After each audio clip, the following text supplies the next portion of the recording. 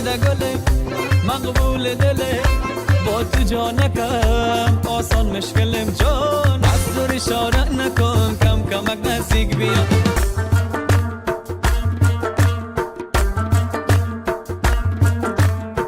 صدقه شوم برویت دل بسته هم بخویت دستت بده به دستم تنها یار تو هستم